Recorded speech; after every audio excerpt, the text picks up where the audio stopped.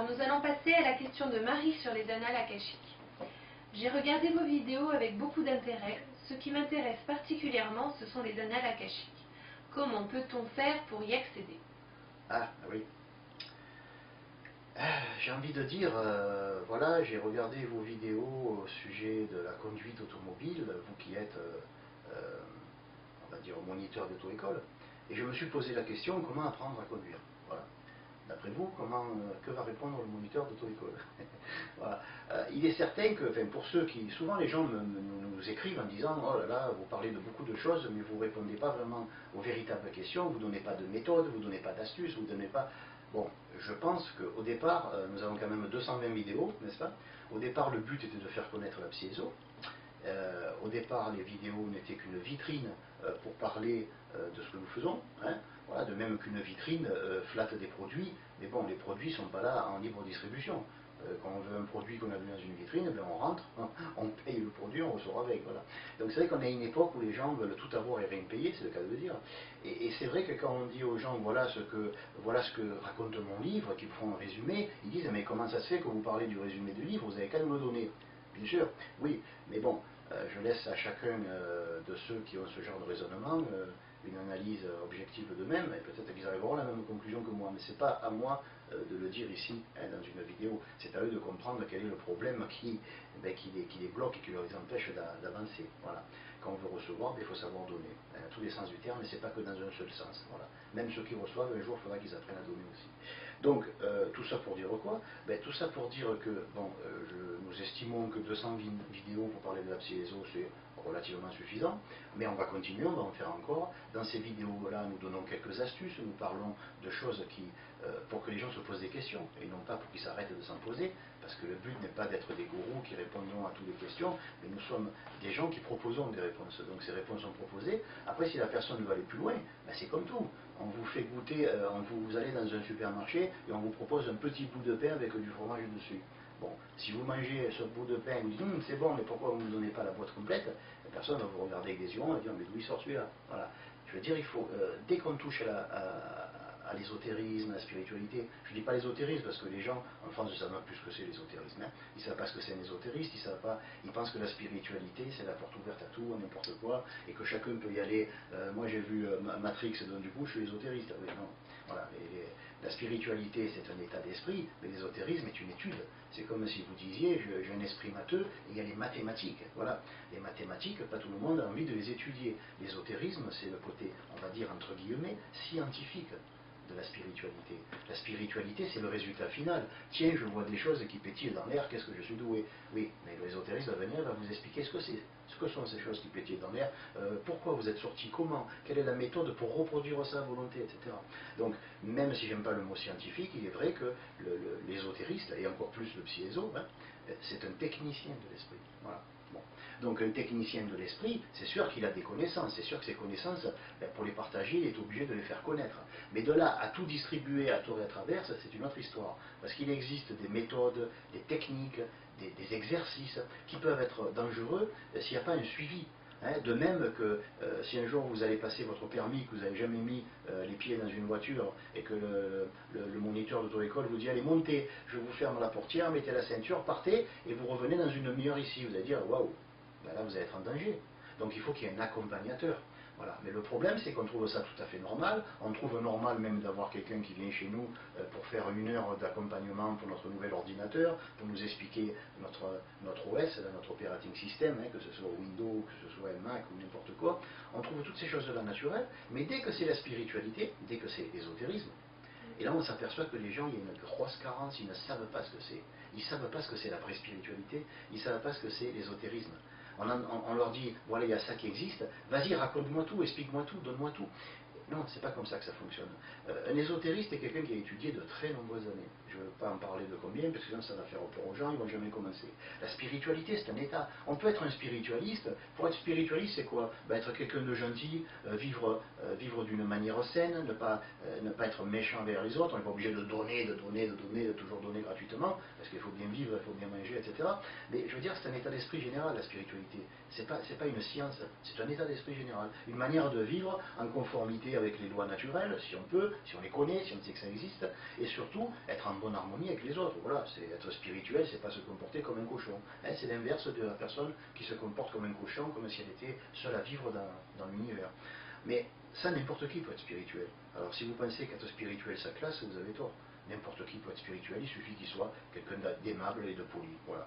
Mais après, l'ésotérisme et l'ésotérisme, hein, qui est ce qu'étudie l'ésotérisme, c'est tout autre chose.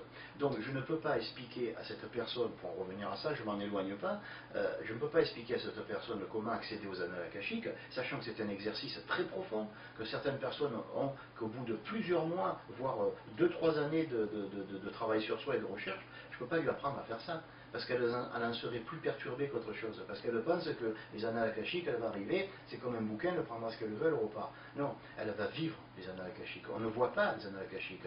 On ne les lit pas comme un bouquin qu'on peut quitter si jamais on est trop ému. Quand on est dans les annales akashiques, on est pris, on est saisi, on fait partie de l'akasha. Hein, parce que c'est la trame de l'univers, l'akasha, hein, c'est-à-dire l'éther. Donc une personne qui lit dans les annales akashiques est une personne qui a fait des exercices avec ses glandes endocrines, avec son système nerveux.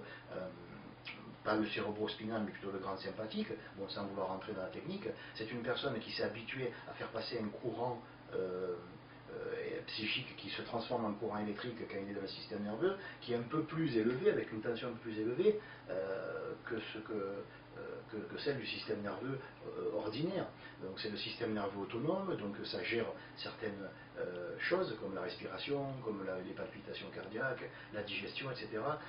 Arriver comme ça dans les annales akashiques sans être prévenu et sans surtout être entraîné, la personne va se mettre à manquer de respiration, elle va avoir le cœur qui s'emballe, elle va s'affoler, elle va dire merde, ce que je voulais c'est des infos, pourquoi j'ai des effets physiologiques? Parce que les annales akashiques c'est quelque chose qui se vit. Voilà, c'est comme si on disait explique-moi l'amour. Non mais vous rigolez, comment pouvez-vous expliquer l'amour? Allez-y, tombez amoureux, vous verrez que là vous allez avoir des effets physiologiques, c'est quelque chose qui prend en tripe. Voilà. Donc on ne peut pas balancer comme ça un exercice, je suis désolé, à la limite, peut-être même que la personne va dire waouh, c'est encore mieux que ce que je croyais, mais les annales akashiques, c'est pas une chose, c'est comme un souvenir de quelque chose de dramatique ou de puissant, en tout cas positif ou dramatique, peu importe, mais de puissant que nous revivons à chaque fois que nous y repensons. Si on n'est pas habilité à le faire, si on n'est pas entraîné pour le faire, le système nerveux et le système endocrinien en prend un coup. Et c'est pas le but. Le but c'est d'être en meilleure santé le plus possible. Voilà.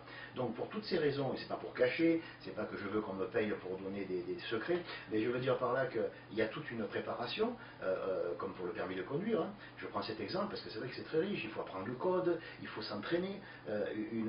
J'avais remarqué une chose quand j'étais jeune, quand ma mère avait passé le permis, ça faisait longtemps qu'elle l'avait pas, elle l'a passé tard, et j'ai vu que quand elle a passé le permis, un an après, elle avait changé son caractère.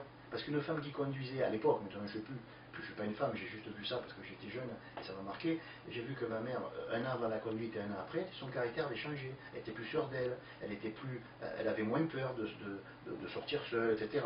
Parce que ça avait forgé son caractère, parce que le fait d'apprendre le code, le fait d'être avec quelqu'un à côté qui lui faisait peur, parce qu'au début il engueulait quand elle faisait une fausse manœuvre ou quoi, elle a appris à prendre sur elle, il y a eu une formation psychologique. Elle n'a pas su que conduire, elle a appris à mieux se conduire. Voilà. Donc je veux dire par là que l'ésotérisme, parce que la spiritualité, encore une fois, n'importe qui peut être spirituel. Il suffit de s'asseoir quelque part, de sourire aux gens dans la rue, de leur dire je t'aime, hein, comme dans les films des fois avec les hippies. Voilà, bon, je me moque un peu, mais c'est parce que les gens s'imaginent que parce qu'ils ont un comportement plus ou moins honnête d'ailleurs, hein, parce que j'aimerais les voir chez eux tranquilles quand personne les observe.